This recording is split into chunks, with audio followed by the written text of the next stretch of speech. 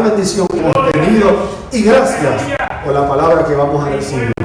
En el nombre de Jesús oramos. Amén y amén. Gloria a Dios. Poderoso nuestro Dios. Gloria al Señor.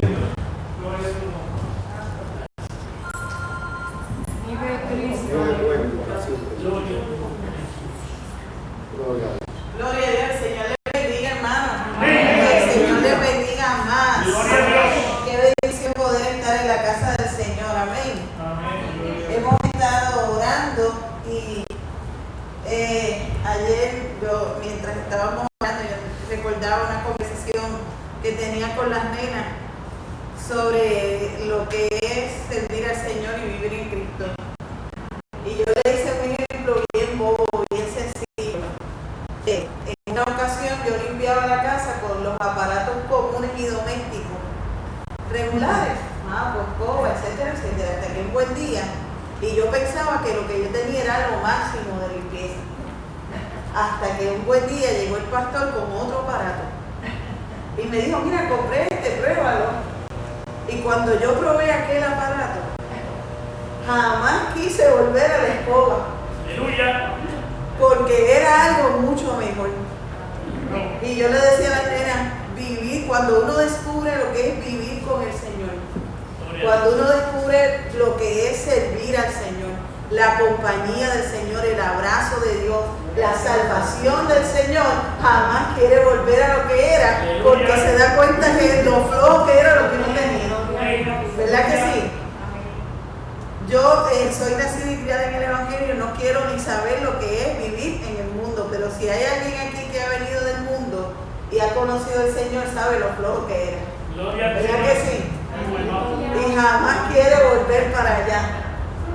Amén. Gloria a Dios. Mire, para atrás ni para coger impulso. Qué bendición, hermano. Mire, este es el segundo estudio presencial después que hemos estado un tiempito fuera. Yo quiero saludar a la hermana Irma Claudio. Irma se ha mantenido, miren, esos estudios ahí, cuando los dimos por estar viniendo. Así que qué bendición, Irma, que están con nosotros. Y siempre, hermano, manténgase, miren, estamos aquí para compartir, para hacer sus preguntas con toda libertad. Amén. Hemos estado trabajando en un repasito, ya que estuvimos trabajando el tema, ¿verdad? Vía internet, y no es lo mismo. Así que el lunes pasado y dimos un repaso, hemos estado dando un repaso de los temas que hemos cubierto. Yo me voy a mover aquí un momentito al lugar de porque la semana pasada nosotros discutimos, hicimos un repaso de lo que eran los 7 sellos, las 7 trompetas, las 7 copas, y hablamos de que esas 7 copas, trompetas y sellos tienen varias interpretaciones simbólicas, interpretaciones literales. Y hablamos de nuestra opinión, ¿verdad, hermano? Porque siempre el libro de Apocalipsis tiene una peculiaridad, y es que hay 4 escuelas distintas de interpretación. Y usted va a ver varias interpretaciones dependiendo de la posición teológica que tenga la persona que está interpretando el libro. Y eso, ¿verdad? Ya nosotros lo hemos explicado hasta la saciedad. Y la semana pasada terminamos hablando de algunas evidencias que tenemos que nos dicen que estos juicios, más que simbólicos, se inclinan a ser juicios literales, ¿verdad? Y por ejemplo, terminamos la semana pasada hablando de que una de las copas de la ira, y las copas ya es básicamente el final de la tribulación, ya casi cuando el Señor venga por segunda vez, era que el río Éufrates se iba a secar, ¿se acuerdan? Porque por ahí iban a pasar los ejércitos que iban a terminar en la guerra de Armagedón. Y le traje la noticia la semana pasada por aquí de cómo desde el 2015 hay una alerta con ese cuerpo de agua, porque se ha venido secando. Y se ha venido secando vertiginosamente. O sea, esto es un cuerpo de agua bien importante porque está en medio del desierto y suple específicamente a los países del oriente. Irán, Jordania, todos esos países se suplen de ese río. ¿Y qué pasa? Que se ha venido acusando unos a otros de que estos países han venido haciendo mal uso de ese cuerpo de agua, además del calor. que ha ido también ayudando a que ese río se vaya secando. Y es bien interesante porque precisamente nosotros hablamos de esto y el sábado, que le voy a postear la noticia en la página para que ustedes la vean, Puerto Rico tuvo 3 avistamientos de meteoros grandes que pasaron cerca. O sea, todo Puerto Rico pudo ver señales en el cielo e incluso, miren, con colas reflectivas, con sonido, que eso casi es bien difícil que se vea, y en distintos puntos de Puerto Rico, entre la noche del viernes y el sábado, hubo avistamientos de meteoros, que precisamente decía, me emocionan cuando pasan estas cosas porque como llegan justo en el tema, pues yo decía, si el Señor nos estuviera, es como si el Señor nos estuviera hablando y nos estuviera diciendo, mira, lo que estaban hablando aquí está, porque yo creo que el Señor está aquí y Él está escuchando lo que estamos hablando. Amén. Así que ahí nos quedamos el lunes pasado. Hoy vamos a empezar a repasar lo que es el capítulo 10 y 11 de Apocalipsis. Apocalipsis, hermano, es complejo un poco, pero nosotros hemos ido suave, detalle por detalle, y no importa, si usted no puede captar absolutamente, mire hermano, ninguno de nosotros puede captar absolutamente todo, pero por lo menos podemos tener una idea de en qué estamos y hacia dónde vamos. Amén. Aleluya. Miren, hablamos de que Apocalipsis tiene una estructura del capítulo 4 en adelante. Del capítulo 4 en adelante, ¿de qué se habla en Apocalipsis? ¿Quién se acuerda? Díganme rápido. Dijimos que el capítulo 1 son las cosas que son, los capítulos 2 y 3, las cosas que has visto, del capítulo 2 y 3 las cosas que son, y del capítulo 4 habla de las cosas que serán. Y esas cosas que serán, ¿a qué tiempo corresponden? Al tiempo de la gran tribulación. O sea que del capítulo 4 en adelante, todos esos capítulos, hasta el capítulo 19, de lo que nos está hablando es del tiempo de la gran tribulación, o de la tribulación, como usted lo quiera llamar. Entonces, los juicios están divididos en esos 3 grupos de 7. 7 sellos, 7 trompetas y 7 copas. Los 7 sellos durante los primeros 3 años y medio de la tribulación, las 7 trompetas durante los segundos 3 años y medio de la tribulación, y las 7 copas al final de la tribulación. Ahora bien, en medio de esos 3 grandes bloques, Juan hace una parada para hablarnos sobre personajes que se desarrollan en ese tiempo. Y eso es bien importante que nosotros lo sepamos. Miren, los 144,000 sellados y los 2 testigos, tenemos que vamos a discutir más adelante de que su ministerio se debe desarrollar en los primeros 3 años y medio de la tribulación. La mujer y el dragón, las 2 bestias que habla del falso profeta y del anticristo, eso debe estar surgiendo, porque acuérdense que el anticristo va a aparecer primero como un gobernante y luego se va a levantar como la bestia. Miren, del anticristo eso no lo hemos tocado, eso lo hemos dejado aparte ahí, porque lo tenemos que coger solito, porque eso es largo y tendido. Y esos personajes van en el tiempo de los segundos 3 años y medio. Y el jinete del caballo blanco, la gran ramera, etcétera, etcétera. Y eso es básicamente al final de la tribulación. Amén, hermano. Hasta ahí estamos más o menos. O sea, ¿ah? ¿Sí o no? Ok. Bien, si alguien dijo no, está bueno porque volvemos a repasar. Entonces, cuando ahora hablemos de los 2 testigos, ¿en qué momento nos vamos a ubicar? Nos vamos a ubicar en esos primeros 3 años y medio. Y además de esto, de la localización que le da Juan cuando escribe Apocalipsis, hay una evidencia bíblica que vamos a mirar que nos ayuda a pensar que estos 2 testigos van a aparecer en esos primeros 3 años y medio. Amén. Otra cosa que le voy a poner en la página para que ustedes lo vean fue un video, un reportaje que tengo, y gracias al Señor que lo pude cachar y compartirlo con ustedes. Pero esta semana se hizo un reportaje sobre el tercer templo de Jerusalén y yo lo vi en imagen de bendición de Dios y lo agarré. Dos cosas me impresionaron del reportaje, porque lo demás era básicamente lo que nosotros ya sabemos. Pero hubo dos cosas que nunca lo había visto mencionar desde el 2003 más o menos, que estoy bregando con la construcción del tercer templo. Número uno es que entrevistaron al arquitecto que tiene los planos. Y es un muchacho joven, santo, jovencitito. Y la periodista le dice, la que lo está entrevistando, ¿y en cuánto tiempo tú crees? Porque él sale con los planos en la mano y los abre, los enseña. Y la periodista le dice, ¿y en cuánto tiempo tú crees que tú puedas tenerle a Jerusalén el templo listo? Y él le dice, deme 3 años. Y cuando él le dijo eso, hermano, yo brinqué del asiento donde estaba. Porque precisamente esta mañana estaba leyendo el capítulo 3 del Evangelio de Juan, donde el Señor dice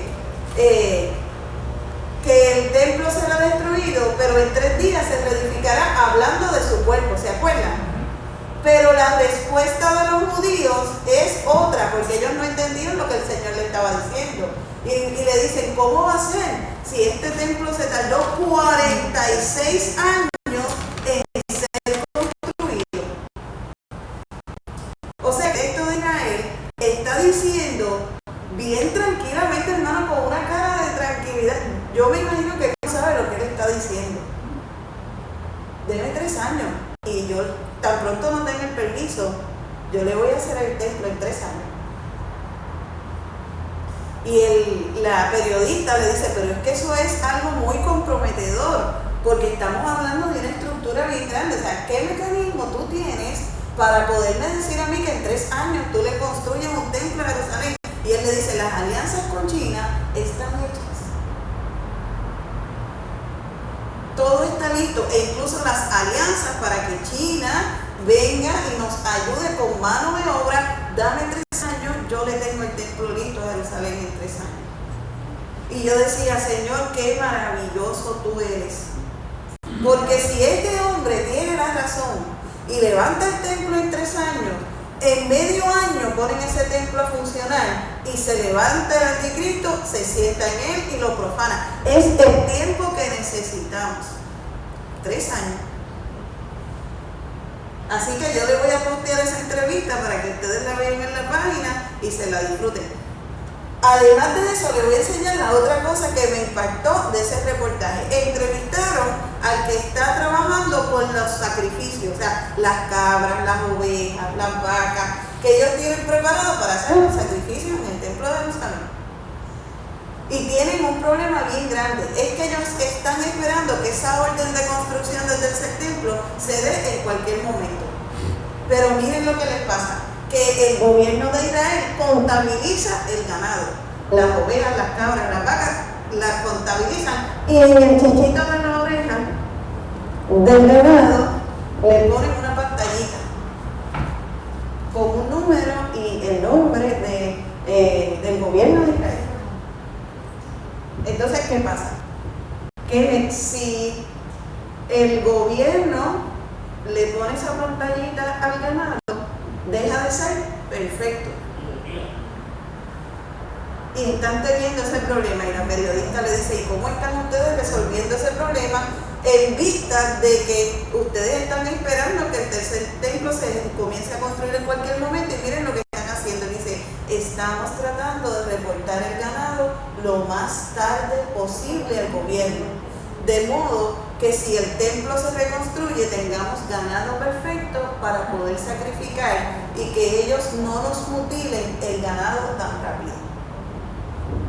Así que bien interesante lo que usted está viendo. Ese reportaje es de esta semana. ¿Y por qué les traigo esto? Pues claro, porque el capítulo 10 y el capítulo se desarrollan en el templo de Jerusalén. Amén. Gloria a Dios. El capítulo 10 y 11 de Apocalipsis son un solo texto. Cuando usted examine el contenido se va a dar cuenta de que el capítulo 11 es parte del capítulo 10. Y eso va a pasar así en muchos capítulos de la Biblia. Cuando usted lee, por ejemplo, el Salmo 1 y el Salmo 2, eso es un texto. ¿Seré yo el problema? Sí. Ok, me voy a tratar de moverlo menos.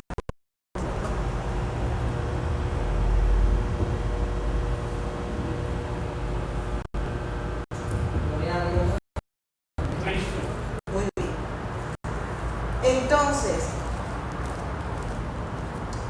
el capítulo 1 y el capítulo 2 de los Salmos, por ejemplo, son un solo texto. Es continuación uno del otro.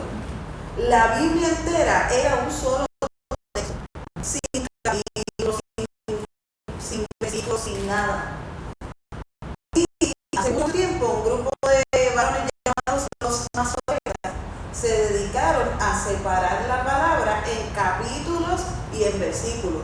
¿Para qué? Para que cuando leamos la palabra y la compartamos, yo te pueda decir por dónde yo voy leyendo.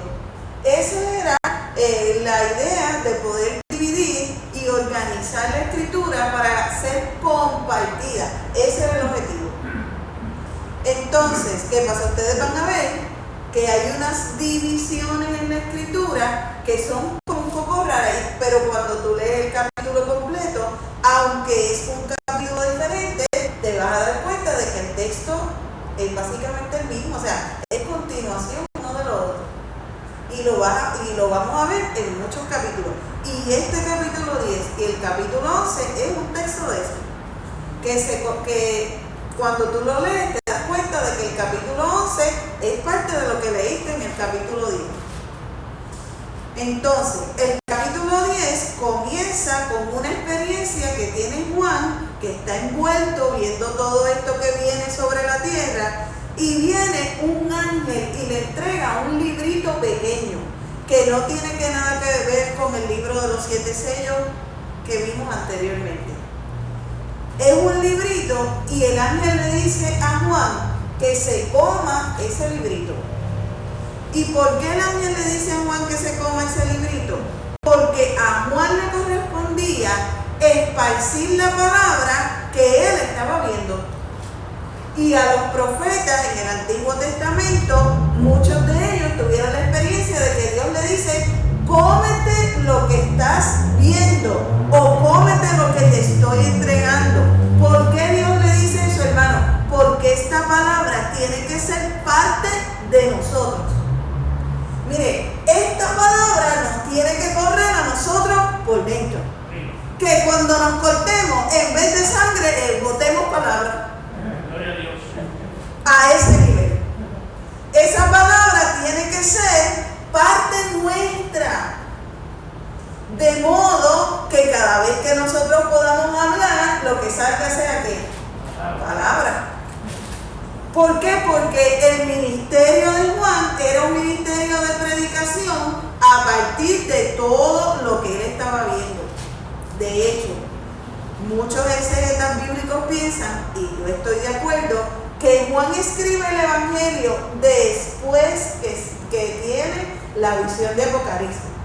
Cuando usted ve los términos del Evangelio en que escribe Juan, se va a dar cuenta que hay muchas cosas que son iguales que Apocalipsis. Por ejemplo, Juan tiene una estructura de su Evangelio y él basa su Evangelio en 7 milagros y en 7 frases de yo soy de Jesús. Igual que la estructura de Apocalipsis, en grupos de ¿qué? De 7. Así que el Señor le dice o el ángel, le dice a Juan: cómete este librito. Y Juan se come el librito. Y ese ángel, que es una de las cosas que quiero repasar con ustedes, no es Jesús. ¿Por qué? Porque cuando ustedes lean ese capítulo 10 y vean la descripción del ángel, pueden pensar de que es Jesús el que le está dando el librito, pero no es Jesús. tenemos dos evidencias principales. Número uno es radical, ¿verdad? Cuando tú vas a Apocalipsis 10:1 dice que vi descender del cielo otro ángel fuerte. La palabra otro significa alón, y alón lo que quiere decir es otro de la misma especie. ¿Y por qué otro de la misma especie? Porque ¿quiénes tocaron las trompetas de juicio? Ángeles. Así que Juan está mirando y dice, mira, uno igualito al que tocó las trompetas vino delante de mí y me entregó un librito. Y ese otro hace la diferencia, porque cuando nosotros vemos la descripción del ángel, un ángel grande, era un ángel fuerte, era un ángel con unas vestiduras blancas, con un cinto de oro, y de momento uno piensa, ¿es Jesús? No, no es Jesús. Es un enviado con ese mensaje. ¿Cuál es la otra clave de ese capítulo? Lo que el ángel dice, miren, en el versículo 6 del capítulo 10, dice, y juró por el que vive por los siglos de los siglos, que creó el cielo y las cosas que están en él, y la tierra y las cosas que están en ella, y el mar y las cosas que están en él, que el tiempo no sería más, sino que en los días de la voz del séptimo ángel, cuando él comience a tocar la trompeta, el misterio de Dios se consumará, como él lo anunció a sus siervos los profetas. O sea que este ángel está trayendo un mensaje de parte de otra persona. No está hablando por su propia cuenta, sino que está hablando un mensaje que trae de parte del Señor. Amén. Miren, cuando ustedes quieran saber en la palabra que está apareciendo un ángel, o es Dios mismo en una teofanía quien está apareciendo, mire lo que sucede cuando quien recibe el mensaje intenta adorarlo. Les voy a poner un ejemplo. Cuando Juan recibe la visión de primera intención, se postra para adorarlo, y el ángel le dice, yo soy consiervo tuyo, ¿adora a quién? Adora a Dios. Eso es un ángel. Sin embargo, cuando Josué se encuentra al jefe de los escuadrones de Israel, el Señor él se postra y el ángel recibe ¿qué? La adoración. Ese será Dios mismo. Ay, quítate las sandalias, porque el lugar que pisas es ¿qué? Es santo. Así que una de las claves para nosotros saber si lo que está hablando con nosotros es un ángel o es Dios mismo, es si recibe la adoración.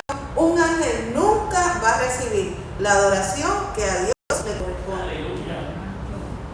Eso es así.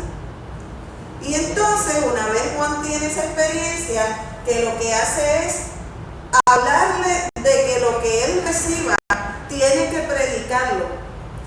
Y el Señor en este momento, ese momentito con Juan, para decirle, tienes que hablar lo que ves. La predicación tiene que ser inminente y es necesaria. Hay que abrir la boca y de aquí para abajo hay que predicar el Evangelio. Miren, cuando usted ve las cartas de Juan, primera de Juan, segunda de Juan y tercera de Juan, una de las cosas que Juan dice es, hijitos, este es el último tiempo, ¿verdad que sí? Y estamos hablando de miles de años atrás, de muchos años atrás. Y Juan en las cartas desde ese momento está diciendo que es el último tiempo. ¿Y por qué Juan está diciendo que es el último tiempo? Porque hay urgencia de predicar el Evangelio. Hermano, miren, si hay una urgencia grande en estos días, no es el COVID, es predicar el Evangelio. Hay que hablar, miren, no se puede dejar perder oportunidad ninguna. Hay que predicar el Evangelio. Amén. Versículo 11 lo dice. Léelo ahí. Y me dijo, es necesario que profetice otra vez sobre muchos pueblos, naciones, lenguas y reinos. Seguro que sí. Donde quiera que el Señor iba a llevar a Juan, era necesario que el Evangelio fuera predicado.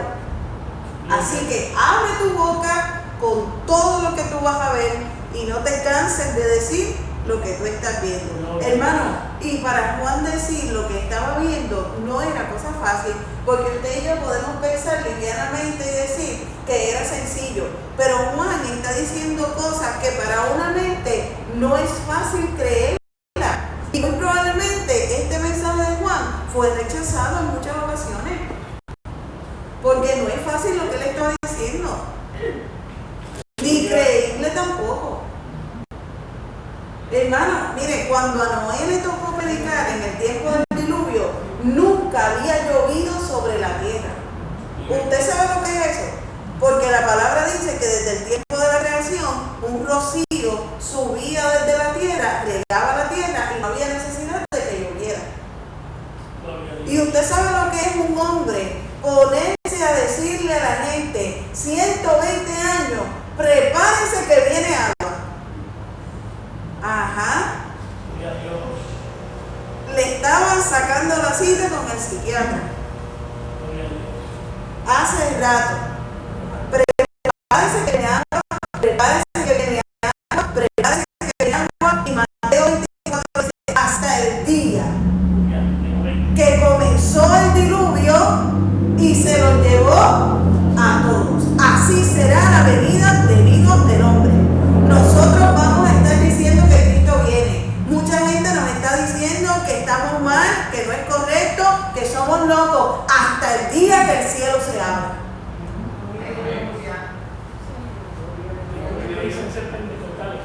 Ah, porque hay muchos pentecostales en Pentecostés, ¿verdad que sí? No es, hermano, cosa nuestra. Esto ya ha sucedido antes. La palabra dice que se abrieron los abismos de la tierra, que estaban llenos de agua, y que subió agua de la tierra y bajó agua del cielo. Noé estaba haciendo un barco en casa de Fernan y Katy. Que no hay playa por todo aquello, ¿verdad que no? Y haciendo un paréntesis sobre cuando mencionaste que la gente nos llama locos, mucho más terrible es ver iglesia que no cree que Cristo viene. Claro, por supuesto, eso es lo más triste. Y otros que están en la iglesia y no entienden ni quieren creer esta realidad.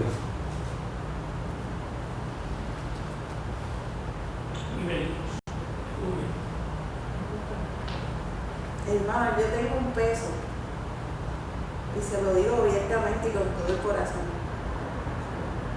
Me siento con una tristeza, porque yo no sé si ustedes ven lo mismo que yo, pero vamos como corriendo a la inversa. Miren cómo yo veo las cosas. Yo veo la iglesia acercándose a que el Señor venga, el tiempo acercándose, señales cumpliéndose, cosas ante nuestros propios ojos, y entonces la iglesia se atrasa. Y vamos como así. Y no podemos ir así, tenemos que ir así. Y es interesante porque precisamente en la mañana hablábamos de la palabra cuando Natanael, o sea, cuando el Señor llegó, llegó el tiempo del cumplimiento del Mesías, y él llegó, muy poca gente, Natanael y otros muy pocos, se pueden contar con los dedos de la mano, reconocieron que este era el Señor, este era el Salvador, mientras que todo el pueblo estaba, y muchos dejaron, aún con las promesas que él hizo y las cosas, señales y todo, nunca, ¿sabes? No se dieron no creyeron. Y de igual forma, perdóname, es la misma situación que hablamos de la iglesia. Pocos pueden percibir el tiempo en el que viven. Yo siento carga porque veo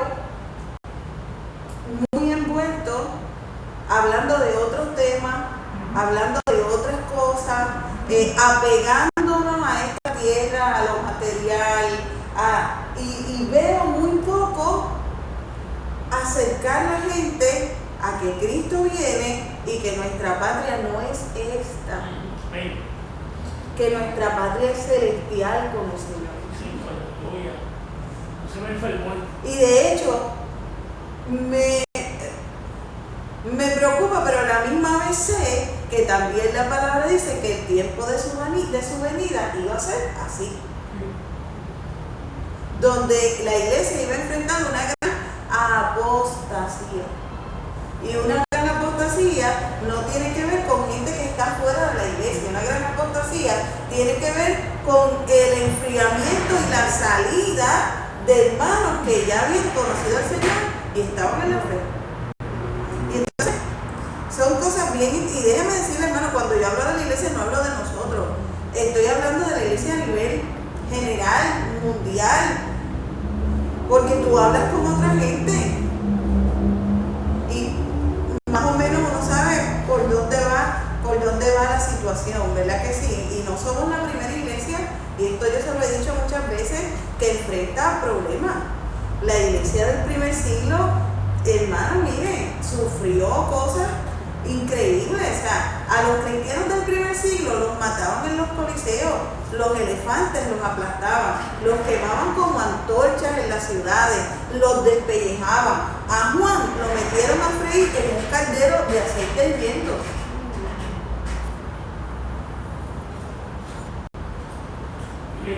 El COVID no es nada. Nada. Pero bien. Apocalipsis 11, versículo 1 al 2, dice que cuando a Juan le entregaron el libro, Juan se lo come, acto seguido le dan una varita, una caña de medir. Y le dijeron, agarra esa caña y mide el templo. Ahora, tú vas a medir el templo, pero el patio que está afuera no lo vas a medir. Ese lo vas a dejar sin medir. Y le dice la razón: porque ha sido entregado a los gentiles y ellos hollarán la santa ciudad 42 meses, que son 3 años y medio si usamos meses de 30 días, como es el calendario hebreo. 3 años y medio. Cuando Dios manda a medir algo es porque Dios va a hacer juicio sobre lo que está midiendo. Y cuando hablamos de eso, recuerden que estamos repasando, nos acordamos de Daniel capítulo 5. ¿Se acuerdan de Daniel capítulo 5? Cuando Belsasar, el nieto de Nabucodonosor, manda a pedir los vasos del templo para profanarlos en una orgía que tenía en el salón del palacio. ¿Y cómo es que usted está diciendo eso? Eso es bien sencillo. Porque en la Biblia no dice que Belsasar tenía una orgía. Vamos a explicarlo otra vez. Dice ese capítulo que cuando Belsasar manda a pedir los vasos del templo, estaban allí las reinas, las mujeres, las concubinas y media humanidad. En el tiempo de Belsasar las fiestas no eran así. En el tiempo de Belsasar las fiestas eran los nenes con los nenes y las nenas con las nenas. Cuando usted mira el libro de Esther, que es contemporáneo con Belsasar, porque a Belsasar y al reino de Babilonia en ese tiempo lo conquista Persia. ¿Qué sucede? Usted se va a dar cuenta que el rey Asuero estaba celebrando con los hombres y la reina Basti estaba celebrando con las mujeres. No se mezclaban, a menos que fuesen a hacer una orgía dentro de ese salón. Entonces, si usted ve que dice en ese capítulo que estaban hombres con hombres y mujeres con mujeres, era porque la fiesta estaba, pero olvídese. Y a esa poca vergüenza mandan a buscar los vasos del templo de Israel traídos cuando Babilonia conquista Jerusalén. ¿Por qué? Porque se estaba celebrando el día del dios principal babilónico que se llamaba Bel. Y Belsasar era en honor a ese dios babilónico, Bel. Y cuando él dice tráiganme los vasos, lo que está diciendo es: Bel es más poderoso que Jehová. Ajá. Hasta que apareció una mano escribiendo en la pared del trono donde estaba poniendo aquella poca vergüenza. Ahora cayeron porque sí, ¿verdad? Y escribió un juicio que es una medida. Mene, mene, tekel, uparsi. pesado ha sido tu reino en balanza y ha sido hallado falto. Hoy lo entrego a los medos y a los persas. Ven que le midieron el reino porque le iban a hacer ¿qué? Juicio. Muy bien. ¿Usted sabe lo que pasó para terminar el chisme?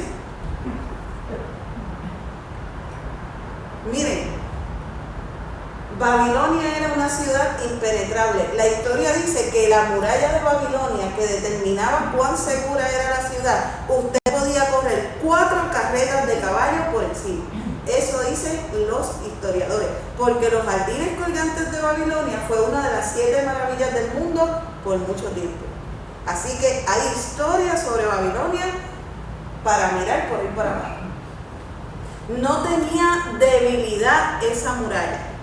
Pero usted sabe lo que pasó, que para construir los jardines colgantes de Babilonia había que irrigar la tierra porque la tierra era seca. Estamos en el oriente, cerca de Jordania, por Irán. Y ellos le abrieron un hoyo a la muralla para que el río se metiera por dentro de Babilonia e irrigara el jardín que hizo Nabucodonosor. ¿Ustedes se acuerdan cuando Nabucodonosor se paró en el balcón y dijo: esta es la gran Babilonia que yo creé, y de ahí en adelante comió hierba?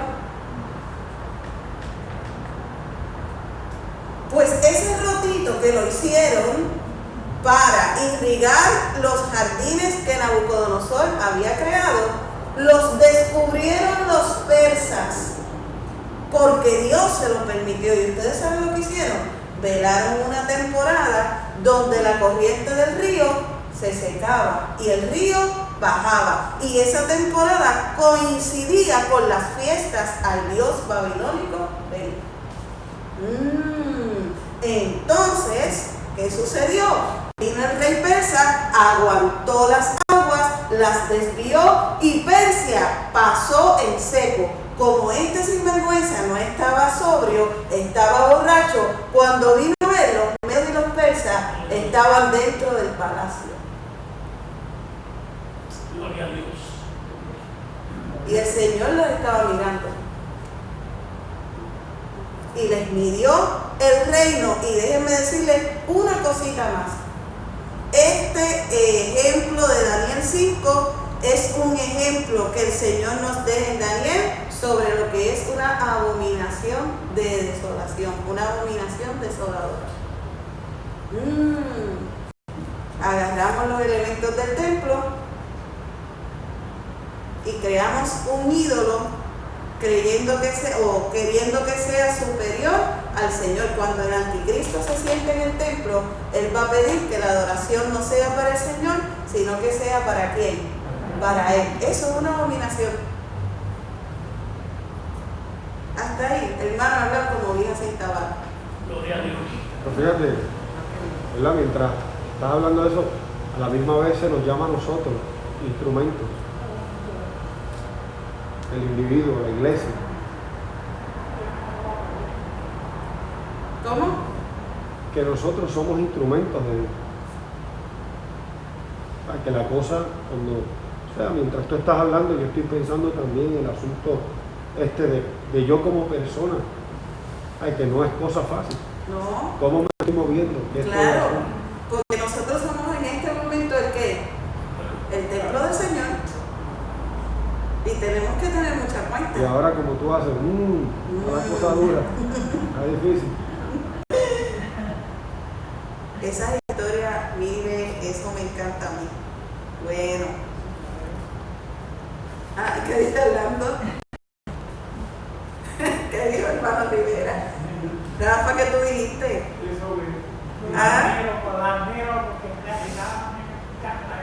¿Verdad? Qué bueno saber esa historia. Eso es lo que yo le llamo los chismes bíblicos.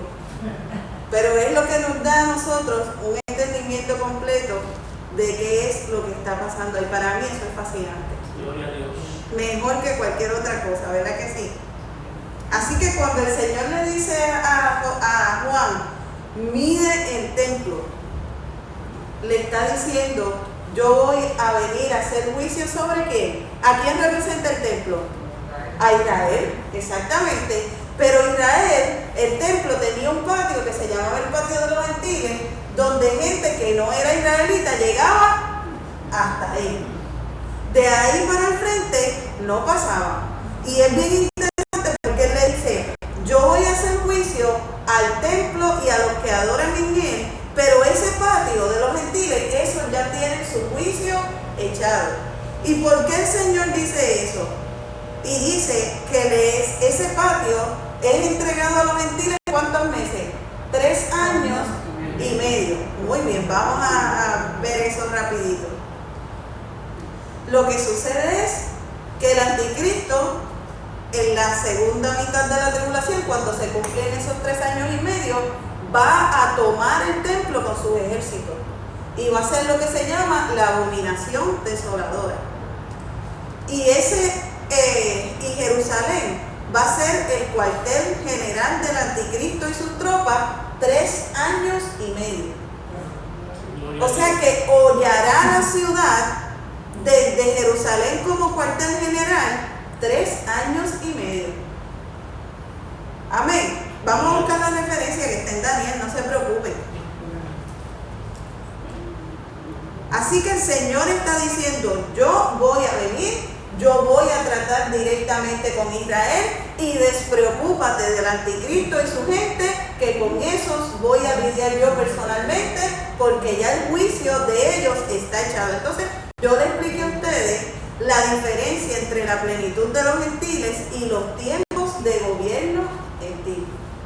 Los tiempos de gobierno gentil tienen que ver con la estatua de Nabucodonosor, ¿se acuerdan? Cuando Babilonia llega y toma Israel, comienzan a gobernar pueblos gentiles a Israel. Primero los gobierna Babilonia, después vienen los medos y los persas, después vienen los griegos, después viene el imperio romano, y hay un imperio al final, que son los piececitos de la estatua, que es un imperio medio chueco, pero ese es el imperio que va a ser capitaneado por el anticristo y es el último imperio gentil que tomará posesión de Israel en el último tiempo. Amén, hermano. Esos son los tiempos de los gentiles. La plenitud de los gentiles comienza en Pentecostés y termina en el arrebatamiento. ¿Y qué es la plenitud de los gentiles? La plenitud de los gentiles es que como Israel rechazó a Jesús como el Mesías, se le predica el evangelio a nosotros que no somos judíos, se nos da la oportunidad de predicar el evangelio. Eso comenzó el día de Pentecostés y el día que suene la trompeta, eso se acaba. Esa es la plenitud de los gentiles. El tiempo de gracia que el Señor nos da a pueblos no judíos de conocerle y de predicar el evangelio. Hermanos, esos términos tienen que estar bien claros, porque si no nos enredamos. Amén. Sí, no. Oh, muy bien. Los versículos más importantes aquí para afirmar lo que hemos estado hablando es Daniel 11, versículos 31 y 36. Yo sé que hay otros versículos ahí, pero vamos a agarrar eso. Miren, Daniel 11, 31 y 36. Y de su parte se levantarán tropas, profanarán el santuario fortaleza, abolirán el sacrificio perpetuo, establecerán la abominación de desolación. Bien, ven que la abominación desoladora, lo que les quiero llevar es que no es un evento de un día, es un evento que va a durar 3 años y medio, porque el anticristo va a permanecer en Jerusalén como cuartel general ese tiempo. O tomará, o no es que va a permanecer de vivir ahí, sino que va a estar capitaneando Jerusalén, ¿sabes? Estará gobernando Jerusalén 3 años y medio. Y miren lo que dice el 36. Él hará lo que le plazca, se enaltecerá y se engrandecerá sobre todo Dios, y contra el Dios de los dioses dirá cosas horrendas. Él prosperará hasta que se haya acabado la indignación, porque lo que está decretado se cumplirá. ¿Qué está diciendo el Señor ahí? Está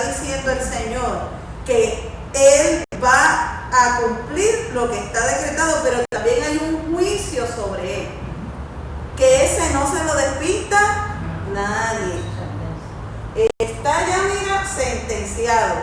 O sea que no vale la pena que Juan mida ni al anticristo ni al gobierno gentil que va a estar hollando la ciudad por esos 3 años y medio, porque ya la sentencia está ready. Amén.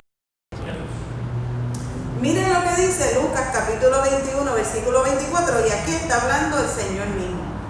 Dice, y caerán a filo de espada y se llevarán cautivos a todas las naciones, y Jerusalén será hollada por los gentiles hasta que los tiempos de los gentiles se cumplan. Ok, vamos a hablar de ese versículo, porque ese versículo tiene un cumplimiento más cercano y un cumplimiento más lejano. Cuando el Señor habla, Lucas 21 es el pasaje igual o paralelo de Marcos 13 y de Mateo 24. ¿Ok? Entonces, dice, caerán a filo de espada y serán cautivos a todas las naciones. ¿Cuándo pasó eso? Eso pasó cuando en el año 70 el emperador Tito vino con el Imperio Romano, se destruyó el templo y Jerusalén ha sido que esparcida, miren, y no es hasta el 1948 donde nuevamente Israel vuelve a ser un estado y los judíos comienzan a regresar.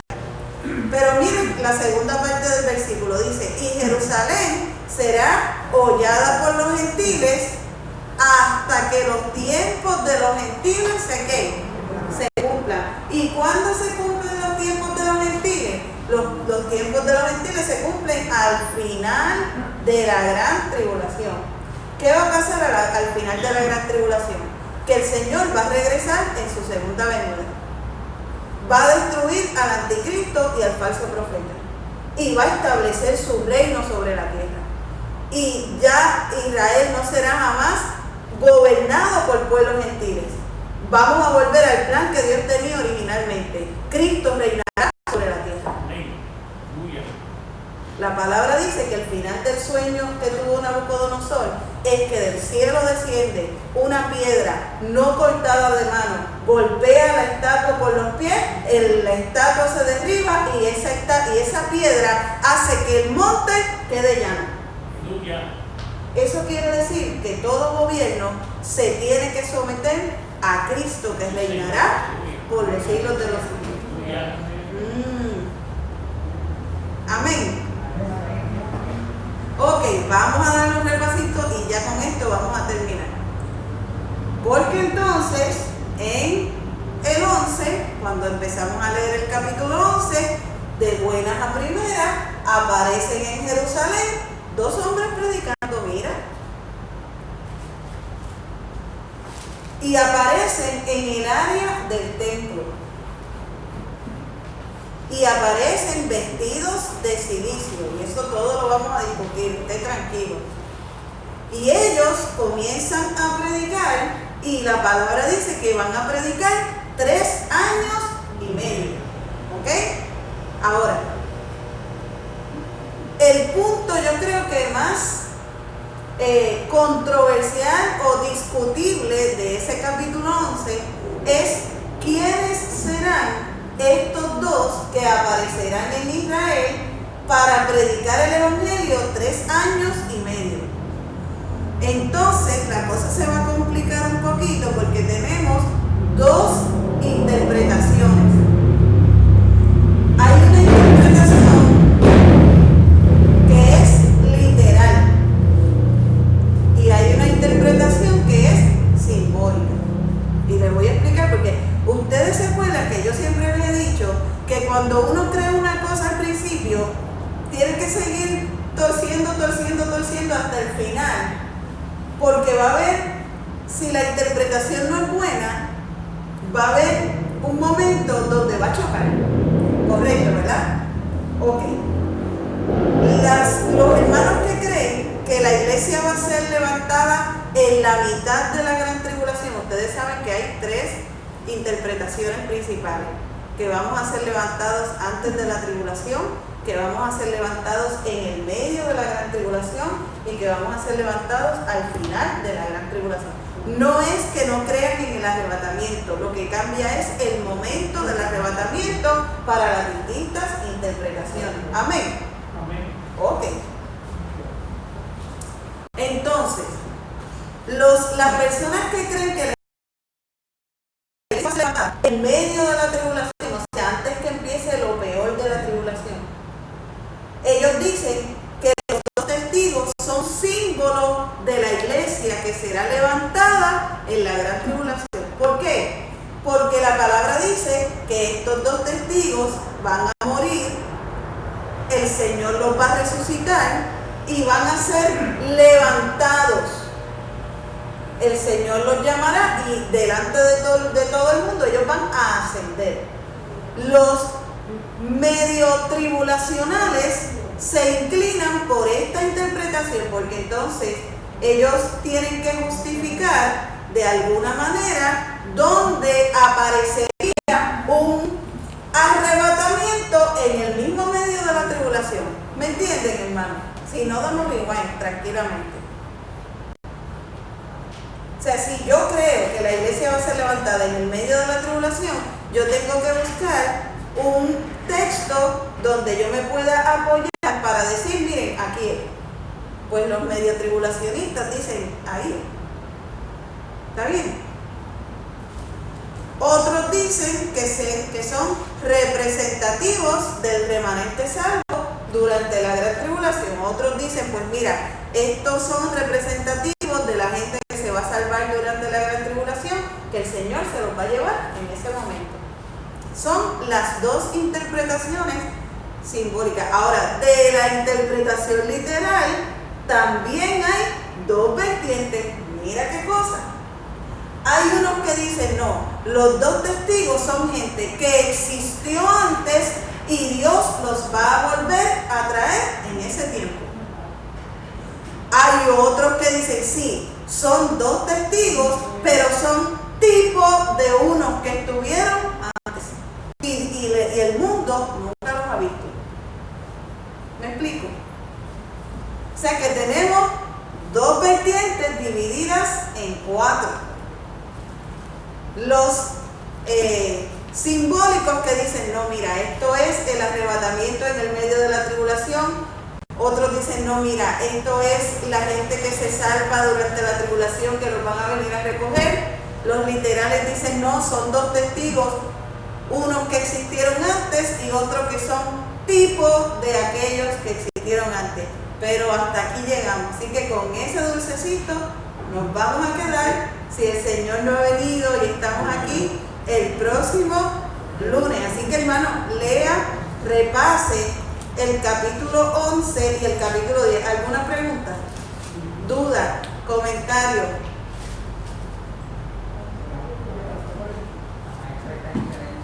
Ah, qué lindo, no dicen ni pío.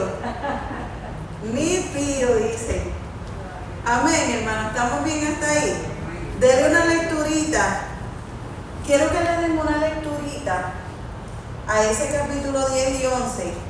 Pero si tienen un brequecito, repasen el Evangelio de Juan, el capítulo 3, que lo voy a usar, y repasen al profeta Malaquías. Tienen esa asignación. Vamos a repasar el Evangelio de Juan. Por ahí Juan, por el capítulo 3, y el profeta Malaquías, específicamente el capítulo 4. Malaquías es cortito, lo pueden leer completo, pero repasen por ahí Juan, capítulo 2. Tengo lecturita, pero más bien al 2. Denle por ahí para abajo donde quieran, pero asegúrense de leer el 2. Amén. Y Malaquías, ¿por qué, hermano? Porque de esos pasajes sobre esos pasajes nosotros vamos a trabajar un poquito. Malaquías capítulo 4, al profeta Malaquías, miren, Malaquías cortito. En estos días, de aquí al lunes, ustedes se lo leen. Y Juan, por lo menos los primeros 3 capítulos. Sí, pues amén, nuestro pastor pasa por aquí, nos despide, despedimos, amén. Pues vamos a adorar al Señor con nuestras ofrendas.